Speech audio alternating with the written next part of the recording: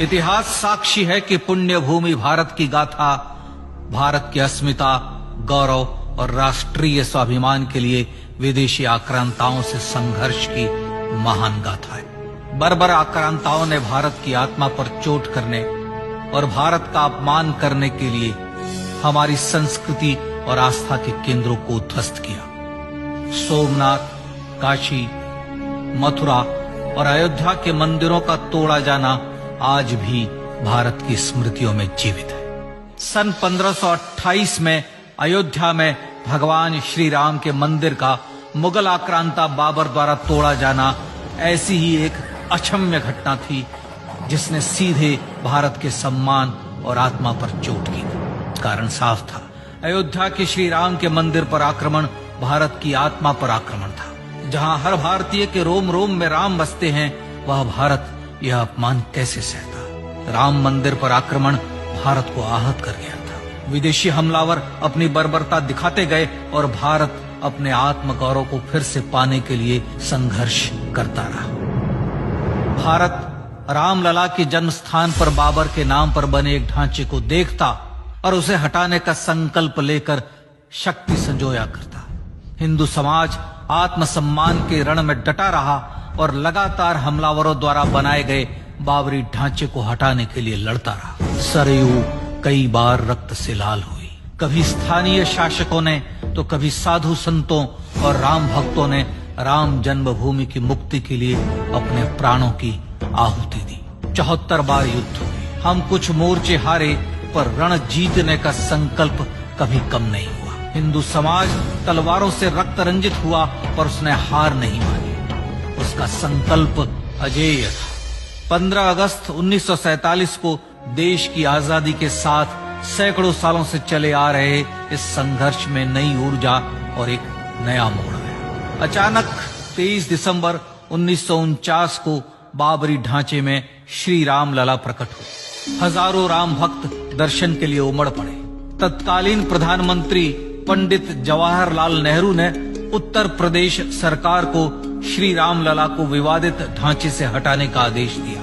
उत्तर प्रदेश सरकार ने अयोध्या के कलेक्टर को यह काम दिया और यह निर्देश भी कि जरूरत पड़ने पर वे बल का प्रयोग भी करें। अयोध्या के कलेक्टर ने सरकार को उत्तर दिया कि यह नरसंहार के बिना संभव नहीं है, और फिर भी वह ऐसा चाहती है तो किसी दूसरे कलेक्टर से यह काम करवा ले। परिणाम स्वरूप रामलला की मूर्ति वहीं विराजमान रही। विवादित ढांचे को बंद कर दिया गया। केवल पुजारी को सेवा अर्चना के लिए भीतर जाने की अनुमति थी। फिर भी राम भक्त विवादित ढांचे के बाहर से प्रभु श्री राम की आराधना करते रहे। भारत के हिंदू समाज के लिए चुनौतियां और बढ़ गई। मामला अदालत में गया। विपक्षी दलों द्वारा अदालत में भगवान श्री राम के अस्तित्व पर सवाल उठाए गए। उनके अयोध्या में ही जन्म लेने का प्रमाण मांगा गया। भारत का जनमानस अब आहत हो उठा था। आजाद भारत में भी हिंदू समाज को अपनी आस्था और श्रद्धा के लिए संघर्ष करना पड़ रहा था। चुनौतियों के इस समय में सन 1984 में विज्ञान भवन दिल्ली में विश्व हिंदू परिषद ने धर्म संसद का आयोजन किया। इस संसद में देश भर के संतों ने राम जन्मभूमि की मुक्ति के लिए आह्वान किया और राम जन्मभूमि मुक्ति यज्ञ समिति का गठन किया। धर्म संसद ने राम जन्मभूमि की मुक्ति और वहां भगवान श्री राम के भव्य मंदिर बनाने के भारत के जनमानस के संकल्प को फिर से दोहराया। विश्व हिंदू परिषद के नेतृत्व में मंदिर निर्माण के लिए पूरे देश में अभूतपूर्व आंदोलन की शुरुआत हुई। श्री राम जन्मस्थली मुक्ति यज्ञ समिति के साथ देश भर में राम जानकी की रथ यात्राएं निकली। राम लीलाओं में राम कथा के माध्यम से भारत का आम जन फिर से जुटा। अब सबके मन में एक ही प्रण था, एक ही लक्ष्य था। अयोध्या में जन्मभूमि पर भगवान श्री राम के भव्य मंदिर का निर्माण। सन 1989 में विश्व हिंदू परिषद द्वारा गांव-गांव से रामशिला पूजन करके अयोध्या भेजी गई। 2,75,000 गांवों से रामशिलाएं अयोध्या पहुंची। भव्य राम मंदिर के शिलान्यास का निर्णय हुआ। पूज्य संत महात्माओं और हिंदू समाज के अन्य प्रमुख नेताओं के निर्णय के अनुसार अनुसूचित जाति के प्रमुख नेता श्री कामेश्वर चौपाल ने 9 नवंबर 1989 को मंदिर निर्माण का पहला पत्थर रखा। राम जन्मभूमि पर मंदिर निर्माण के लक्ष्य की पूर्ति के लिए सन 1990 में सोमनाथ से अयोध्या के लिए श्री लाल कृष्ण आडवाणी ने रथ यात्रा की शुरुआत की। देश में जन भावनाओं का ज्वार उमड़ने लगा। श्री लाल कृष्ण आडवाणी के रथ यात्रा के साथ साथ मंदिर के लिए जन समर्थन बढ़ने लगा और छद्म सेकुलरवाद बेनकाब होने लगा। इस जन आंदोलन को रोकने की तमाम कोशिशें हुई पर सब व्यर्थ हुई।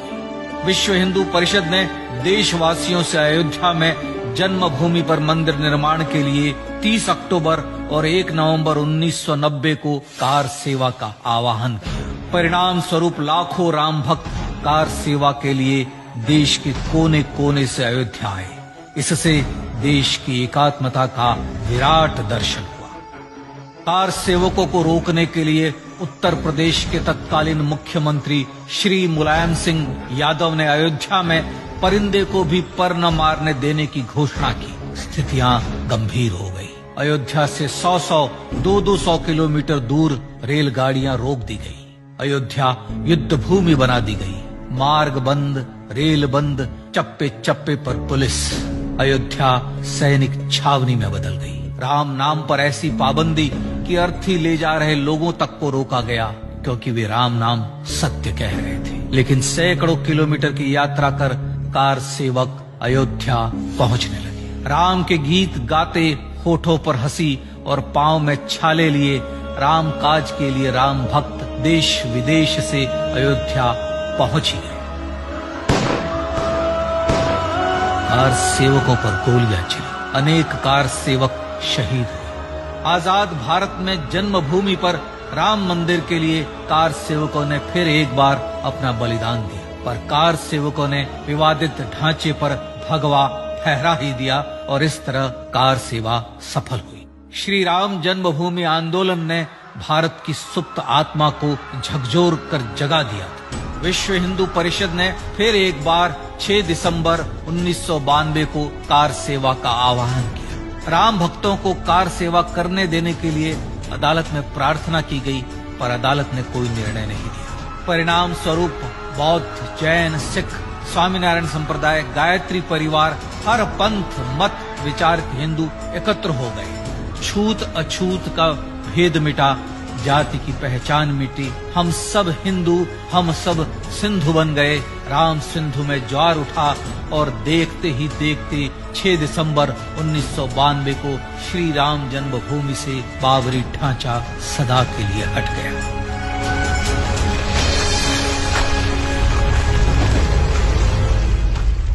यह क्षण शौर्य, न्याय और सत्यमेव जयते का क्षण था। यतो धर्मस्ततो जय का क्षण था। पर संघर्ष की गाथा यहां जाकर भी नहीं रुकी। छद्म सेकुलरवादियों द्वारा भारत और भगवान श्री राम के इतिहास को झुठलाने के लिए अदालतों में चुनौतियों का सिलसिला चलता रहा, जो 1950 से चल रहा था। हिंदू सिखों के बीच से गुजरते हुए भगवान श्री राम का दर्शन करने के लिए विवश थे। यह स्थिति थी आजाद भारत में श्री राम और राम भक्तों की। पर सत्य को तो जीतना ही था। आखिरकार देश के सर्वोच्च न्यायालय के 5 जजों की खंडपीठ ने 9 नवंबर 2019 को ऐतिहासिक निर्णय दिया और यह कहा कि अयोध्या जन्मभूमि परिसर की पूरी 67 एकड़ भूमि रामलला की। और न्यायालय ने भारत सरकार को जन्मभूमि पर मंदिर बनाने के लिए एक ट्रस्ट बनाने का आदेश दिया। सर्वोच्च न्यायालय के आदेश के अनुसार भारत सरकार ने 5 फरवरी 2020 को श्री राम जन्मभूमि तीर्थ क्षेत्र नाम के ट्रस्ट का गठन किया और राम जन्मभूमि न्यास की भूमि जो सरकार द्वारा अधिग्रहित की गई थी, उसे ही नवनिर्मित न्यास को वापस दे दिया गया। 5 अगस्त 2020 को भारत के प्रधानमंत्री श्री नरेंद्र मोदी ने श्री राम जन्मभूमि तीर्थ क्षेत्र के अध्यक्ष पूज्य महंत नृत्य गोपाल दास, राष्ट्रीय स्वयंसेवक संघ के पूज्य सरसंघ चालक डॉक्टर मोहन भागवत एवं उत्तर प्रदेश के मुख्यमंत्री श्री योगी आदित्यनाथ की उपस्थिति में श्री राम जन्मभूमि पर भगवान श्री राम के भव्य मंदिर के लिए भूमि पूजन कर निर्माण कार्य का शुभारंभ किया। इस तरह लगभग 500 वर्षों से राम जन्मभूमि की मुक्ति के संघर्ष का पटाक्षेप हुआ। अपने आत्मसम्मान और राष्ट्रीय अस्मिता के लिए इतना लंबा संघर्ष विश्व के इतिहास में बेजोड़ है। श्री राम भारत की आत्मा, भारत की परिभाषा, हमारे राष्ट्रीय आदर्शों और जीवन मूल्यों के प्रतिनिधि मर्यादा पुरुषोत्तम हैं, जो हर हिंदू के होठों पर जन्म से मृत्यु तक रहे, बस यही हर हृदय में प्रार्थना होती है। राम भारतीय राष्ट्रीय स्वाभिमान और आसेतु हिमालय से समुद्र पर्यंत तक जन जन को एकात्मता के बंधन में बांधने वाले रक्षा सूत्र है। अयोध्या स्थित श्री राम जन्मभूमि पर बाबर का हमला वास्तव में भारत के स्वाभिमान और राष्ट्रीयता पर हमला था। प्रधानमंत्री श्री नरेंद्र मोदी द्वारा श्री राम जन्मभूमि पर राम मंदिर का पुनः निर्माण न केवल बाबरी मानसिकता का पराभव है, बल्कि संपन्न, सुखी, सुसंस्कृत, सर्वशक्ति संपन्न स्वराष्ट्र का सूर्योदय भी है। यह उस राम राज्य की दिशा में वह कदम है जिसकी अभिलाषा राज राजेंद्र चोल, कृष्णदेव राय, छत्रपति शिवाजी महाराज से लेकर महात्मा गांधी तक ने की थी। अयोध्या में जन्मभूमि पर भगवान श्री राम का मंदिर न सिर्फ राष्ट्रीय गौरव होगा, बल्कि वह श्री राम के आदर्शों का राष्ट्र मंदिर होगा। अब वह महान संकल्प पूरा होने जा रहा है। आइए इस राम यज्ञ, राष्ट्र यज्ञ में जिन ज्ञात और अज्ञात भारतीयों ने अपनी आत्माहुति दी है, उनका पुण्य स्मरण कर उन्हें श्रद्धांजलि दी।